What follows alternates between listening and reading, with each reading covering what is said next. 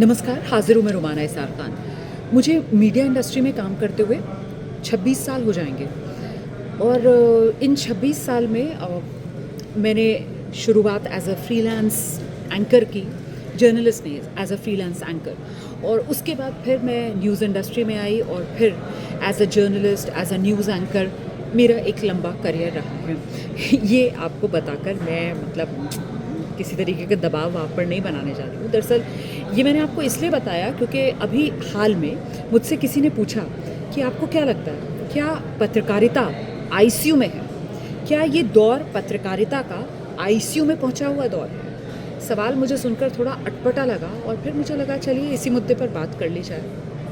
आप जानते ही हैं वो ख़बर कि किस तरीके से एक पत्रकार जो हैं वो आईसीयू में पहुँचे और वहाँ पर बिना जो अस्पताल और आईसीयू के मानक होते हैं उनका पालन किए हुए वो बाकायदा माइक लेकर और जो आईसीयू में हम सभी का अनुभव रहा है कि हॉस्पिटल में अगर कोई हमारा जान पहचान का है और बहुत करीबी है, अगर आप उससे मिलने के लिए जा रहे हैं तो आईसीयू में वैसे ही बहुत रिस्ट्रिक्शन होती है। मेरे जब फादर इन लॉ आईसीयू में थे तब मैं उनसे मिलने के लिए जाया करती थी, तो वो किस तरीके से आपको पूरा एक केयर देते हैं और वो पहन कर बाकायदा वो टाइमिंग होती है, बस उतने देर के लिए ही आप जा सकते हैं अंदर और सब कुछ आपको अपना मोबाइल वगैरह भी सब बाहर रख कर जाना होता है, पूरा सैनिटाइज होकर आप जाते हैं अंदर। किस तरीके की एहतियात बरती जाती है ज़्यादातर लोगों को इसका अंदाज़ा होगा। तो वो जो पत्रकार थे वो आईसीयू में कोई उन्होंने ख़ास कुछ सैनिटाइज्ड गाउन वगैरह भी नहीं पहना हुआ था और उनके हेड पर भी किसी तरीके का कोई कवर नहीं था, उनके चेहरे पर भी कोई कवर नहीं था। और बड़ी बात ये कि वो आईसीयू पर जहाँ मरीज़ लेटा हुआ था उसी बेड पर बैठे हुए थे। एंड आई एम श्योर क्योंकि वो सामने बोल रहे थे, मतलब पीस टू कैमरा था उनका, तो अब मुझे नहीं पता कि उन्होंने खुद ही वो कैमरा मोबाइल में रिकॉर्ड कर रहे हो, स्टैंड लगा रखा हो, या उनके साथ उनका कोई और साथी भी था जो वहाँ पर उस वक्त आईसीयू में था, ये मुझे नहीं मालूम है। मैं इस पर इसलिए ज़्यादा कमेंट नहीं करूँगी क्योंकि इस एक घटना को लेकर अगर आप ये कह दें कि पत्रकारिता आईसीयू में है तो मुझे लगता है कि ये थोड़ा सा जल्दबाजी हो जाएगी। एक और घटना की तरफ मैं आपका ज़रा ध्यान लेकर जाती हूँ और ये घटना अभी हाल ही में हुई। अतीक अहमद, आपको ध्यान है ना, अभी उसके बेटे की डेथ हुई एक्सीडेंट में। वो लड़का जो झांसी जा रहा था अपने भाई से मिलने के लिए। अच्छा, उस दिन मैं खबरें पढ़ रही थी, मैं स्टूडियो में ही थी, वो ब्रेकिंग न्यूज़ आई और उसके बाद मैं जब लाइव उस खबर को लेकर जानकारी लेने के लिए अपने ग्राउंड वाले रिपोर्टर के पास गई, आप यकीन मानिए मैं खुद हैरान थी। उस लड़के के तो निधन हो गया था लेकिन उसकी गाड़ी में कुछ और घायल सवार थे और उन घायलों को अस्पताल लेकर आया जा रहा था झांसी में। और लाइव में मैंने देखा कि वो एम्बुलेंस आकर रुकती है और जैसे ही एम्बुलेंस आकर रुकती है, जो हमारा वहाँ पर सहयोगी था वो तो माइक पकड़कर बाहर ही खड़ा हुआ था, लेकिन अचानक से वहाँ पर जो बहुत से पत्रकार थे और उनमें से बहुत से मुझे ऐसा लग रहा था शायद हो सकता है स्थानीय पत्रकार थे, कोई ऐसा नहीं है कि जो नेशनल चैनल्स ने दिल्ली से अपने बड़े जो रिपोर्टर्स या एंकर्स हैं उनको भेजा हुआ था, क्योंकि वो एक ब्रेकिंग न्यूज़ थी, उसी समय आई थी, तो सब ज़्यादातर लोकल वहाँ पर जो रिपोर्टर्स थे वैसे ही रिपोर्टर्स थे और बहुत से शायद मुझे लगा सोशल मीडिया वाले रिपोर्टर्स भी थे, क्योंकि अचानक से मोबाइल हाथ में लेकर एम्बुलेंस के अंदर चले गए। मैं खुद हैरान थी कि वो एम्बुलेंस जिसमें घायल को लेकर आया गया है घटनास्थल से, एक्सीडेंट स्पॉट से, और वो गंभीर रूप से घायल है और उसको अस्पताल के अंदर लेकर जाया जाना है, इमरजेंसी में उसको लेकर आया जा रहा है, इससे पहले कि आप उसके लिए रास्ता बनाओ और उसको अस्पताल के अंदर पहुंचाओ, आप सोचिए एम्बुलेंस के अंदर चढ़ गए। एम्बुलेंस के अंदर चढ़कर वहाँ पर वो वीडियो बना रहे होंगे, क्योंकि मैंने तो वो तस्वीरें नहीं देखी, लेकिन बाद में मैंने ये ज़रूर देखा कि जो एम्बुलेंस के साथ जो अन्य कर्मी थे उन्होंने उनको नीचे उतारा कि उतरो भाई, मतलब इस तरीके की वो एक गहमा गहमी बनी हुई थी। और उसके बाद बाकायदा जब अस्पताल के अंदर उस घायल को लेकर जाया जा रहा था, स्ट्रेचर पर वो लेटा हुआ था, और क्योंकि मैं देख पा रही थी, क्योंकि तस्वीरें आ रही थी, क्योंकि वहाँ पर उसकी तस्वीर सब बना रहे थे, ठीक है ना, तो वो होश में था और वो देख रहा था और फिर उसको अंदर लेकर जाया जा रहा है। और उसके बाद फिर बिल्कुल एक कमरे के अंदर, मतलब जब उसको ले जाया गया तो वहाँ पर डॉक्टर्स ने शायद दरवाज़ा बंद किया, मेडिकल जो स्टाफ था उन्होंने, हॉस्पिटल स्टाफ ने दरवाज़ा बंद किया और कहा कि अब यहाँ से नहीं, अब यहाँ नहीं, उन्होंने सबको बाहर किया। तो पता ये चला कि ये मिनी ओटी में उसको लेकर जाया गया, तो मतलब मिनी ओटी में उसको लेकर जाया गया, गंभीर रूप से घायल आदमी है और आप उस घायल की खबर को कवर करने के लिए एम्बुलेंस के अंदर घुस गए। वो खबर देखकर ही मुझे लगा कि इस पर बात होनी चाहिए। और देखिए अब ये एक और ख़बर जो सामने आ गई है इस तरीके की जो ख़बरें होती है ना, उन ख़बरों को ज़रा गहराई से देखने और समझने की ज़रूरत होती है। ये तो बहुत ही एक सरलीकरण हो जाएगा अगर आप कहेंगे कि अरे ये देखो, ये तो पत्रकारिता का पतन है, ये तो पत्रकारिता की गिरावट है, ये आईसीयू में पत्रकारिता पहुंच गई। इस तरीके के जब आप कमेंट्स कहते हैं तो शायद ये सेंसेशनलिज्म ज़्यादा हो जाता है। मुद्दा और गहरा है और जिस पर बात की जानी चाहिए, ये सिर्फ पत्रकारिता का पतन नहीं है। दरअसल ये एक पूरे समाज का पतन है। मैं बहुत दिल से आपसे बात कर रही हूँ, इस बात को समझिएगा। ये वाकई में समाज के तौर पर हम सब का पतन है कि जहाँ पर हम इस एहसास को खो बैठे हैं कि हम सबसे पहले इंसान हैं। और वो एहसास सिर्फ पत्रकार ही नहीं खो बैठा है, वो एहसास हर कोई खो बैठा है। और वो हर कोई कौन है? वो किसी भी फील्ड में हो सकता है। वो एहसास वो इंजीनियर भी खो बैठा है जो भ्रष्टाचार या अपनी लालच में इतना अंधा हो चुका है कि वो जो पुल बनवा रहा है और पुल में वो जिस तरीके की सामग्री का इस्तेमाल कर रहा है, वो कितने दिन पुल टिकेगा, किस दिन वो पुल गिर जाएगा, और किस दिन जब वो पुल गिरेगा तो उसकी चपेट में आकर कितनी ज़िंदगियां बर्बाद हो जाएंगी, उसे इसकी फिक्र नहीं है ना। इसका पतन आप देख सकते हैं उन काला बाजार कारोबारियों के अंदर भी जो अपने मुनाफे के लिए कालाबाजारी करने में पीछे नहीं हटते हैं, जो लोगों की मजबूरी का फ़ायदा उठाने में पीछे नहीं हटते हैं। और अब तो त्योहारी सीज़न आने वाला है, तो फिर आप ये पतन जो है आप उन नक्कालों के खेल में भी देख सकते हैं जिन्हें इतना भी रहम नहीं आता कि कम से कम दूध को तो बख्श दें। वो दूध के अंदर भी मिलावट करते हैं, वो दूध जो छोटे छोटे बच्चों के पेट में जाता है और किस तरीके से उनकी ज़िंदगी के साथ खिलवाड़ करते हैं। तो ये पतन सिर्फ और सिर्फ पत्रकारिता का पतन क्यों कहा जाए? सिर्फ ये क्यों कहा जाए कि पत्रकारिता आईसीयू में है? ये तो समाज के तौर पर हम सबको सोचना होगा ना। हाँ, पत्रकार भी यही कर रहे हैं। मैं जिस इंडस्ट्री में हूँ, शायद अगर मैं ये कहूँ कि हर इंडस्ट्री की तरह कुछ खामियां, कुछ ऐसे लोग जो शायद अपने लालच के चक्कर में, अपने पर्सनल ग्रीड के चक्कर में और ख़ुद को चमकाने के चक्कर में या वो सुर्खियों में आने के चक्कर में, क्योंकि देखिए पत्रकारिता में तो क्या है कि आप जितना ज़्यादा सुर्खियों में आएंगे, आप जितना ज़्यादा लोगों को अपनी तरफ खींच सकते हैं, आप जितना ज़्यादा लोगों को अट्रैक्ट कर सकते हैं। और उसके लिए सबसे आसान तरीका क्या है? उसके लिए सबसे आसान तरीका ये है कि आप हर चीज़ को सेंसेशनलाइज कर दें, है ना।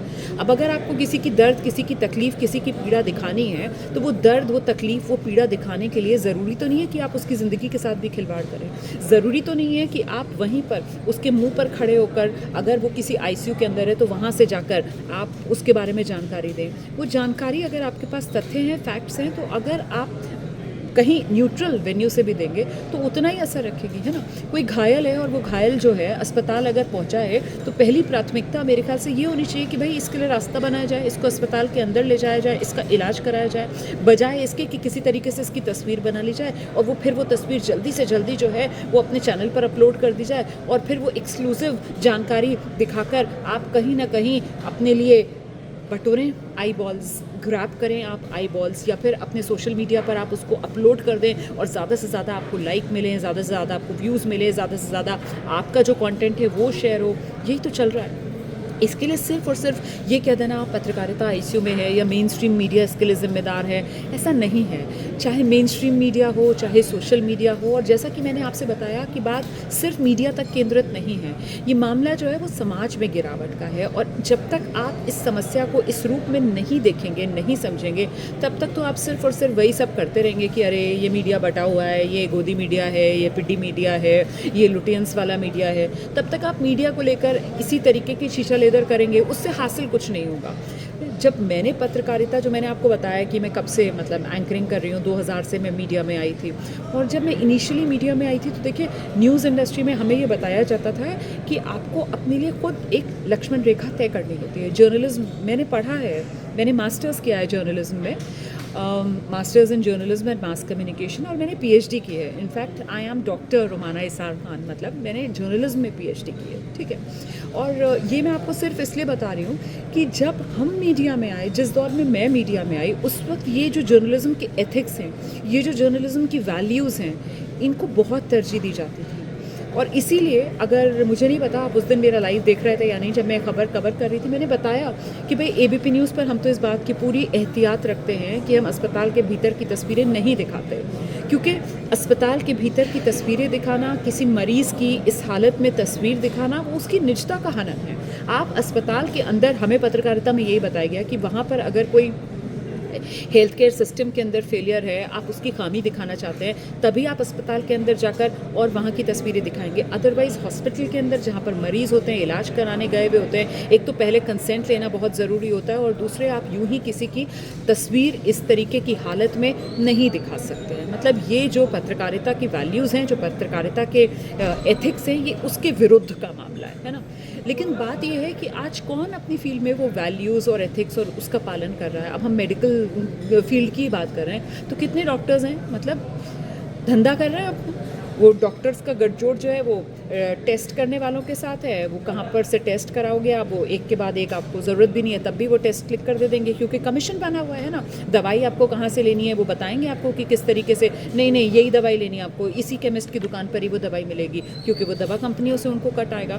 तो ये जो पूरे गठजोड़ बने हुए हैं ना, ये जो एक पर्सनल ग्रीड है, ये जो लालच है ना, ये जो सब कुछ मुझी को मिल जाए, सब कुछ मैं ही हासिल कर लूँ, ये जो एक क्या कहा जाए इसको, मतलब ये तमाम जो बुराइयां हैं वो हमारे अंदर जो घर कर गई हैं, क्योंकि शायद एक लक्ष्मण रेखा जो हमें अपने लिए तय करनी थी, वो लक्ष्मण रेखा हम तय नहीं कर पा रहे हैं। हम किसी भी फील्ड में हो, सोचिए आप, क्या हमने अपने लिए वो हद, वो लक्ष्मण रेखा तय की है कि नहीं, बस ये सही है, यहीं तक हम जाएंगे, नहीं ये गलत है, यहाँ से आगे हमको नहीं बढ़ना है। अब ये तो कोई आपको बताएगा नहीं ना।